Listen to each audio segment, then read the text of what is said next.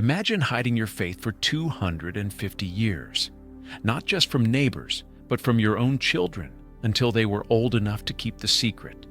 One whispered prayer could mean death by torture. One carved cross could doom your entire village. This was the reality for tens of thousands of Japanese Christians who vanished from history, yet never stopped believing. The year is 1597, and something terrible is happening on a hill in Nagasaki. 26 men and boys are being crucified, their crosses arranged in a perfect, horrifying line against the winter sky. The youngest is only 12 years old. His name is Luis Ibaraki, and he's singing. They're all singing, actually.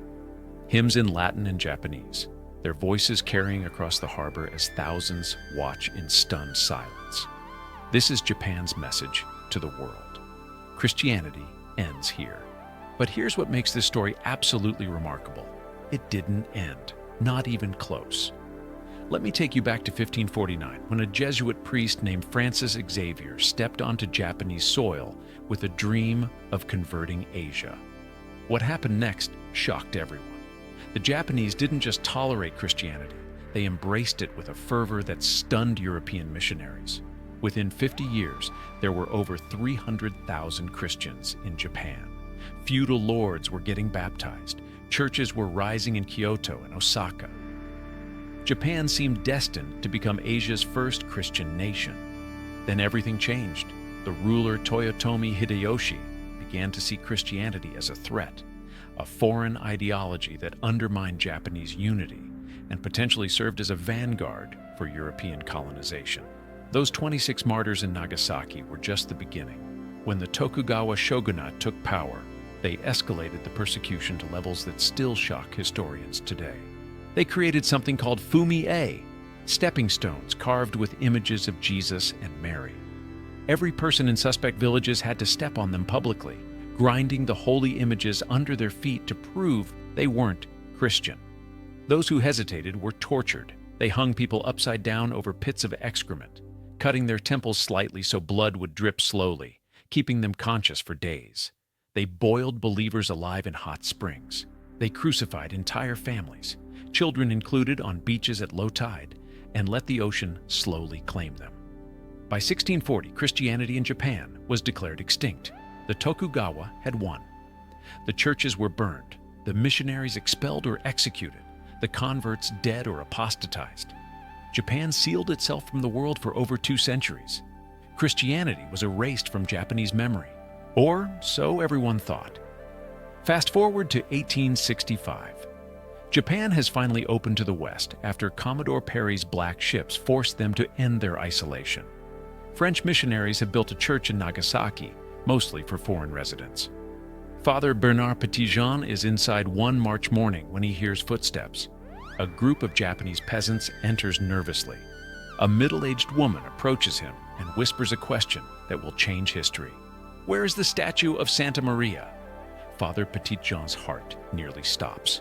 He shows them a statue of Mary holding the infant Jesus. The woman kneels, and then she says something that makes the priest realize he's witnessing a miracle. "The heart of all of us here does not differ from yours." They place their hands over their hearts. "All of us here have the same heart as you." These were Kakure Kirishitan, hidden Christians. For 250 years they had survived in the shadows, with no priests, no Bibles, no contact with the outside Christian world. They had preserved their faith through pure oral tradition and secret rituals. They disguised Buddhist statues as Christian icons. They hid crosses inside Buddhist altars. They created secret prayers that sounded like Buddhist chants, but contained garbled Latin and Portuguese phrases, corrupted over centuries, but still recognizable. Deusu for Deus, Beato for blessed, fragments of Ave Maria mixed with Japanese folklore. Imagine the discipline this required. Parents couldn't teach their children the faith until they were absolutely certain the child could keep the secret. Some villages had designated secret keepers who memorized the prayers and passed them down orally. They developed hand signals, code words, hidden calendars to track Christian holy days. They met in forests at night, in hidden rooms beneath floors, in caves along the coast. For 10 generations, they kept the flame alive. When Father Petitjean reported his discovery, the Christian world was astounded. Thousands of hidden Christians revealed themselves across southern Japan, especially around Nagasaki. But their joy was short-lived. The Japanese government, still hostile to Christianity, launched one final wave of persecution. Between 1867 and 1873, they arrested over 3,000 hidden Christians, exiled them to remote islands, tortured and killed hundreds more. But this time, the world was watching. Western powers protested. International pressure mounted. Finally, in 1873, Japan lifted the ban on Christianity. After nearly 3 centuries of persecution, Japanese Christians could finally practice their faith openly. Here's the twist that haunts me. Many hidden Christians chose to stay hidden.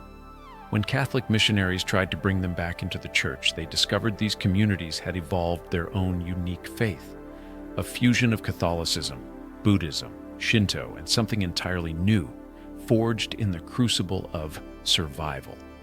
Some insisted their ancient prayers, though garbled and corrupted, were holier precisely because martyrs had died, protecting them. They had survived alone for so long, they no longer recognized the church that once gave them birth.